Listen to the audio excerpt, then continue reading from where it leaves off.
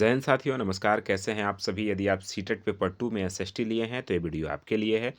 इसमें आज हम लोग एनसीईआरटी क्लास 7 के हिस्ट्री अध्याय 3 को पढ़ने वाले हैं। जो भी संभावित प्रश्न बन सकते हैं अध्याय 3 से, उन सभी प्रश्नों को लाया गया है यहाँ पे। अध्याय 3 से एक और वीडियो आप सभी के लिए आएगा। क्यों आएगा? क्योंकि अध्याय 3 में जब आप देखेंगे तो एक तालिका है कि जैसे गुलाम वंश, ठीक है ना? अ, गुलाम वंश से लेकर के लोदी वंश तक कौन-कौन से वंश किस समय तक रहे और कौन किस समय तक क्या शासन किया, क्या उनकी मुख्य विशेषताएँ रहीं, उन सभी से रिलेटेड एक और वीडियो आएगा, जिसमें हम विस्तार से चर्चा करने वाले हैं। आज अध्याय 3 से जो महत्वपूर्ण प्रश्न बन सकते हैं, उन सभी प्रश्नों को यहाँ लाया गया है। आइए पहले प्रश्न से शुरुआत करते हैं। तो नमस्कार, मेरा नाम है विवेक पांडे और आप देखना शुरू कर चुके हैं टुडे एग्जाम स्टडी का यूट्यूब प्लेटफॉर्म। आइए फ्रेंड्स, सबसे पहले शुरुआत करते हैं आज के पहले प्रश्न से। पहला प्रश्न है, दिल्ली पहली बार किस राजवंश के शासनकाल में एक महत्वपूर्ण वाणिज्यिक केंद्र और राजधानी बनी?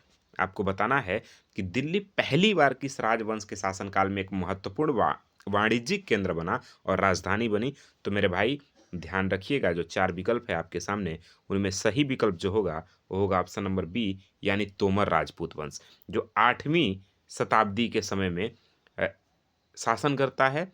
तोमर राजपूत वंश, तोमर राजपूत वंशों को हरा करके चौहान वंश की स्थापना होती है, ठीक है ना? जो 12वीं शताब्दी के समय में शासन करता है, जिसके महत्वपूर्ण शासक होते हैं पृथ्वीराज चौहान, जो मोहम्मद गौरी को हराते हैं तराइन के प्रथम युद्ध में, ठीक है ना? ध्यान रखिएगा। फिर तराइन के दूसरे युद्ध में मोहम्मद गौरी हरा देता है पृथ्वीराज चौहान को, और वहीं से स्थापना होती है इस्लामिक वंशों की, ठीक है ना? चलिए उसको आगे हम देखेंगे। फिलहाल यहाँ पे ऑप्शन बी आपका सही विकल्प है। 12वीं शताब्दी के मध्य में तोमर राजपूतों के काल में दिल्ली पहली बार एक वाणिज्यिक केंद्र बनी। बाद में अजमेर के चौहानों ने उन्हें परास्त किया। तोमरों और चौहानों के राज्यकाल में ही दिल्ली में देहलीवाल नाम के सिक्के ढाले जाते थे, जो काफ़ी प्रचलन में थे। ध्यान रखिएगा, तोमर और चौहानों के राज्यकाल में ही दिल्ली में देहलीवाल नाम के सिक्के ढाले जाते थे, ठीक है ना? अगले प्रश्न की तरफ चलें तो अगला प्रश्न है, मध्यकाल में इतिहास की जानकारी के महत्वपूर्ण स्रोत तवारीख के संदर्भ में निम्नलिखित कथनों पर विचार कीजिए। तो तवारीख के लेखक सचिव, प्रशासक और कवि जैसे शिक्षित व्यक्ति होते थे। दूसरा कथन है, वे अक्सर सुल्तानों को न्याय चक्र और जन्म सिद्ध अधिकार पर आधारित शासन की सलाह देते थे। तीसरा है, ये लेखक मुख्य रूप से गांव में रहते थे ताकि वे आम जनता की स्थिति लिख सकें। तो कौन से कथन सही हैं, उन कथन पे विचार करना है। तो आपके सामने 4 कूट हैं और इनमें से सही कथन आपको बताना है। तो ध्यान दीजिएगा, जो विकल्प होगा वो सही विकल्प होगा ऑप्शन नंबर 1, यानी पहला और दूसरा कथन ठीक है। यानी तवारीख के जो लेखक होते थे वो सचिव और प्रशासक और कवि जैसे शिक्षित लोग होते थे, और वे अक्सर सुल्तानों को न्याय चक्र और जन्म सिद्ध अधिकार पर आधारित शासन की सलाह देते थे, ठीक है ना? वे ध्यान रखिएगा आप लोग। देखिए, तवारीख के लेखक नगरों, विशेषकर दिल्ली में रहते थे, ठीक है ना? अगला प्रश्न है कि सुल्तान इल्तुतमिश की बेटी रजिया के बारे में मिन्हाज ए सिराज के विचारों के संदर्भ में क्या सही है? ये सीटेट में कई बार पूछता है, मिन्हाज ए सिराज के विचार जो रजिया सुल्तान के बारे में है। तो देखिए, सही जो विकल्प होगा वह होगा, उसने माना कि वह अपने भाइयों से अधिक योग्य और सक्षम थी। देखिए, मिन्हाज ए सिराज ने जो एक इतिहासकार था, उसने माना कि जो रजिया सुल्तान है वो अपने भाइयों से भी अधिक योग्य और शिक्षित है और सक्षम है, लेकिन फिर भी वह एक महिला को शासक के रूप में स्वीकार नहीं कर पा रहा था, क्योंकि तत्कालिक समाज पुरुष प्रधान था, जिसमें पुरुषों के वर्चस्व को प्राथमिकता दी जाती थी, ठीक है ना? अगले प्रश्न की तरफ चलें तो अगला प्रश्न है, भीतरी प्रदेश और गैरीसन शहर के संदर्भ में कौन सा मिलान सही है? तो देखिए मेरे भाई, विकल्प सी सही है। यानी गैरीसन जो शहर है वो रक्षक सैनिकों की टुकड़ियों के लिए बनाया गया किलेबंद निवास होता था, ठीक है ना? 13वीं शताब्दी में दिल्ली के सुल्तानों का नियंत्रण गैरीसन शहर, जो किलेबंदी बस्तियां तक सीमित था। भीतरी प्रदेश उन क्षेत्रों को कहा जाता था जो इन शहरों को आवश्यक वस्तुओं और सेवाओं की आपूर्ति करते थे। ठीक है ना? अगले प्रश्न की तरफ चलें तो अगला प्रश्न है, नीचे दिए गए कथन और कारण को ध्यान से पढ़ें। ठीक है? और सही विकल्प बताएं। कथन है कि अलाउद्दीन खिलजी और मोहम्मद तुगलक ने गंगा यमुना दोआब के भीतरी क्षेत्रों पर अपना नियंत्रण मजबूत किया। कारण है कि इन सुल्तानों ने वन काटकर खेती को बढ़ावा दिया और व्यापारिक मार्गों की सुरक्षा के लिए नए किले बनाए। तो अब आपको कथन और कारण देख करके सही विकल्प का चयन करना है। देखिए, जब आप देखेंगे तो विकल्प ए सही होगा, यानी ए और आर दोनों बात ठीक है, और आर एक यानी कारण कथन कारण की सही व्याख्या करता है। मतलब ये हुआ कि अलाउद्दीन खिलजी और मोहम्मद तुगलक ने गंगा यमुना द्वीप के भीतरी क्षेत्रों पर अपना नियंत्रण मजबूत किया था।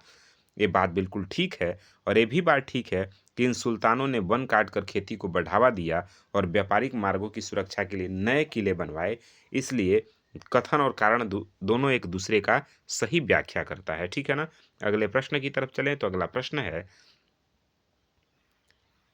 कि सुल्तान इल्तुतमिश द्वारा विश्वसनीय गुलामों को ऊंचे पदों पर नियुक्त करने की प्रथा को क्या कहा जाता था? यानी जो इल्तुतमिश था वो अपने विश्वसनीय गुलामों को ऊंचे ऊंचे पदों पर नियुक्त करता था, और ऐसी प्रथा को क्या कहा जाता था? तो मेरे भाई ध्यान रखिएगा, ऐसी प्रथा को बंदगा कहा जाता था। ठीक है ना? बंदगान कहा जाता था, ध्यान रखिएगा।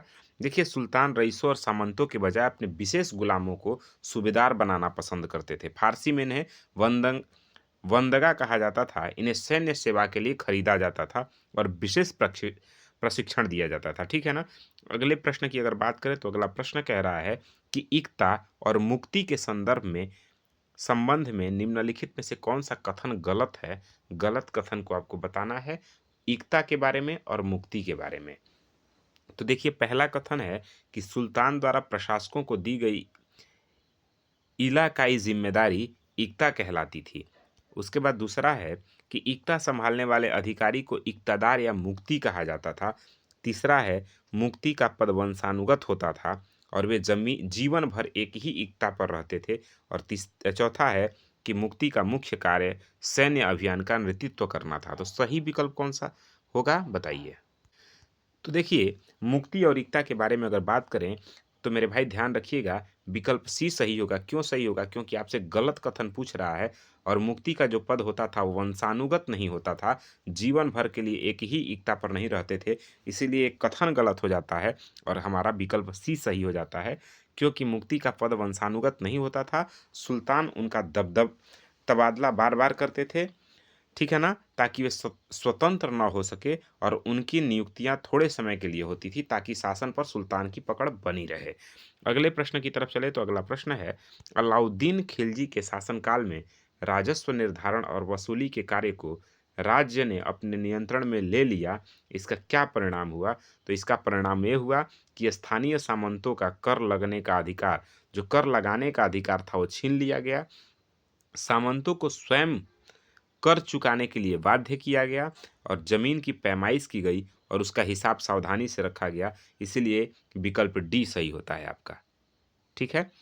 चलिए अगले प्रश्न की तरफ चलें तो अगला प्रश्न है, अलाउद्दीन खिलजी द्वारा अपने सैनिकों के लिए बनाए गए गैरीसन शहर का नाम क्या था? अलाउद्दीन खिलजी द्वारा अपने सैनिकों के लिए बनाए गए गैरीसन शहर का नाम क्या था?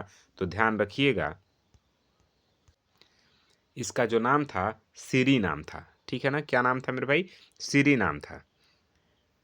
अगला प्रश्न है कि मोहम्मद तुगलक द्वारा अपनी राजधानी दिल्ली से दौलताबाद स्थानांतरित करने का मुख्य परिणाम क्या हुआ? तो देखिए, इसका परिणाम यह हुआ कि दक्षिण भारत पर नियंत्रण कमजोर हो गया और लोग नाराज हो गए उससे। क्यों? क्योंकि दिल्ली से राजधानी दौलताबाद जो स्थानांतरित हो गया था। मोहम्मद तुगलक ने दिल्ली के निवासियों को जबरन दक्षिण में दौलताबाद जाने का आदेश दिया, जिससे जनता में भारी असंतोष फैला और बाद में फिर से इसे दिल्ली लौटना पड़ा। ये बात ध्यान रखिएगा।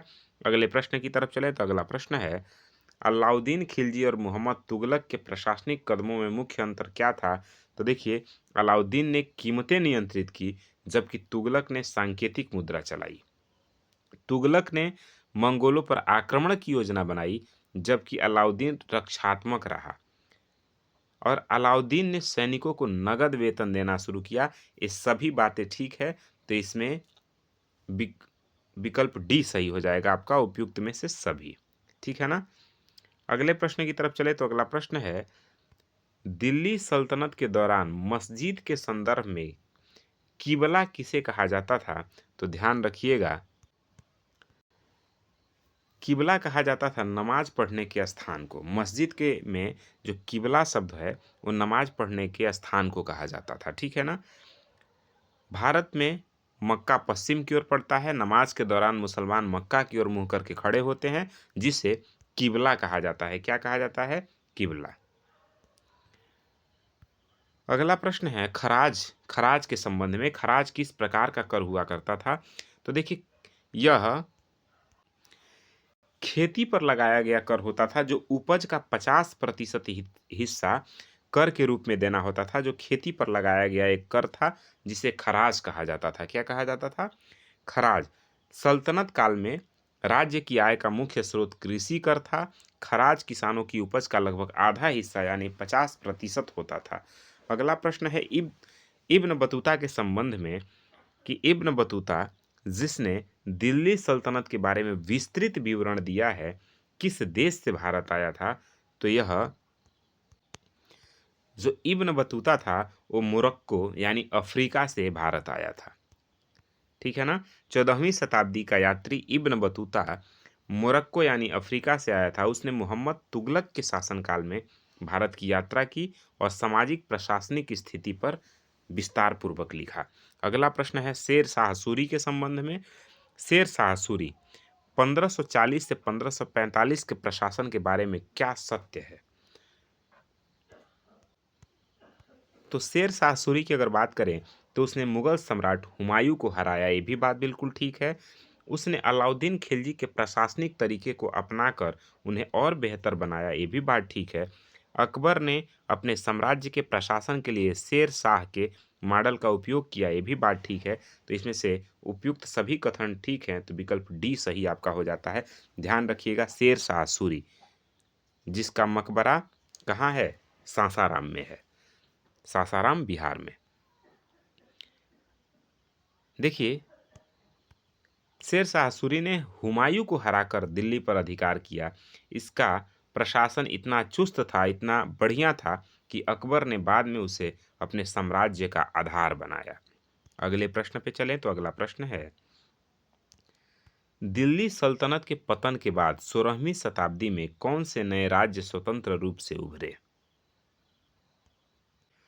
तो देखिए, दिल्ली सल्तनत के पतन के बाद जो स्वतंत्र रूप से राज्य उभरे वो जौनपुर और बंगाल, मालवा और गुजरात, राजस्थान और दक्षिण भारत के राज्य, ये सभी स्वतंत्र रूप से उभरे। इसलिए विकल्प डी सही हो जाता है। ठीक है ना?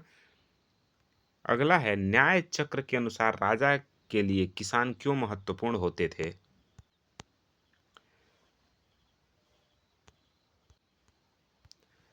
तो ध्यान रखिएगा, क्योंकि सैनिकों का वेतन किसानों से वसूले गए राजस्व से ही आता था, इसीलिए न्याय चक्र के अनुसार राजा के लिए किसान महत्वपूर्ण हुआ करते थे। ठीक है? अगले प्रश्न की तरफ चलें तो अगला प्रश्न है, खिलजी और तुगलक शासकों ने बंदगा यानी गुलामों को ऊंचे पद क्यों दिए? क्योंकि गुलाम सुल्तान के प्रति पूरी तरह वफादार होते थे। ठीक है ना? अगले प्रश्न पे चलें तो अगला प्रश्न है, मोहम्मद तुगलक की खुरासान विजय की योजना विफल होने का क्या कारण था? तो यह कारण था मध्य एशिया की राजनीतिक स्थिति बदल गई और उसने सेना भंग कर दिया। यही कारण था मोहम्मद तुगलक की खुरासान विजय की योजना विफल होने का। ठीक है ना? अगला प्रश्न है, सल्तनत काल में इमाम किसे कहा जाता था? तो ध्यान रखिएगा मेरे भाई, वह विद्वान व्यक्ति जो सामूहिक नमाज का नेतृत्व करता था, मस्जिदों में जो नमाज का नेतृत्व करता था, उसे ही इमाम कहा जाता था सल्तनत काल में। ठीक है ना?